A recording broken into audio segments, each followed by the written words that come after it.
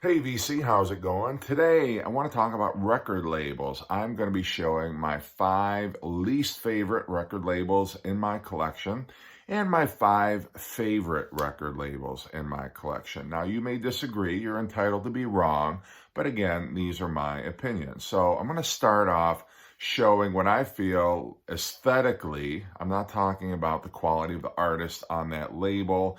I'm talking about just the aesthetic value of the label that you see on the record. So starting with number 5, Pickwick. Now, Pickwick was a trailer trash of budget records. This has such a retro, dated 70s stylized P there. It's just kind of tacky all the way around.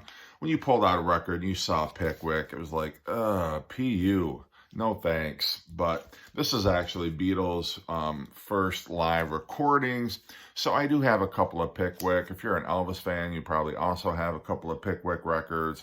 Not sure if there were any other popular artists out on this garbage record label. The records themselves kind of sound like crap as well, but Pickwick right there.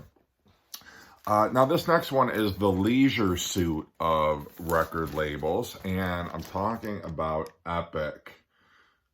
Yeah, it's funny they named their record label Epic because the label is definitely not Epic. And the one that they had before this was even worse, where you just kind of had the orange label, a very plain looking tacky record label. But Epic, I mean, this just kind of like reflects the late 70s, where you had a lot of disco. I think REO Speedwagon was on Epic label. But just, yeah, I see this label and I'm like, it just does nothing for me. 3 is going to be Aristo label. Can't get more boring than that. Just very, I don't even want to call it pastel. It's just very washed out color. The A with the, I guess that's supposed to be a pyramid or something. I don't know. It's just no imagination went into that, which is a shame because there's a lot of great artists on the Aristo label. And Chrysalis, again, very bland, very boring. I've never cared for this record label. You got the tiny little butterfly on there. Just kind of a, I don't know, what, like a blue that fades into white on here. Never liked the Chrysalis label. And my least favorite of all time has got to be MCA Records, who they botched so many formats, from their records to their cassettes. Their first CDs that they issued were an abomination. And this record label, which one of my favorite artists, Elton John, was on, I've never, ever, ever cared for any of their labels for that matter. This one, I've never, I mean, it's okay, but I'm just not a huge fan of it overall. And then they had this abomination with the clouds and the rainbow. I don't know what the rainbow whole motif was, but it's never worked. A rainbow does not belong on any album except maybe by the Bay City Rollers or the Carpenters or, you know, a yacht rock band maybe, but not for the Who. So anyway, those are my dishonorable mentions, as it were. Now I'm going to be getting into my top 5 record labels of all time. I'm going to start with Harvest. I love the Harvest record label. This is a Pink Floyd, their metal album, but I love this record. It's very cool. It's very retro, but in a good way. I've always loved these, especially Pink Floyd, Harvest. Thomas Dolby was on Harvest record label. I can't remember any other artists that were on there, but always loved that one. Number 4, the Atlantic, the classic green and I guess red Atlantic label. This is, yes, fragile, but Led Zeppelin were also on here. Genesis was on Atlantic, I think. mid-70s. But anyway, regardless, this is one of my favorites. Just a very classic logo, classic color scheme. Works very well.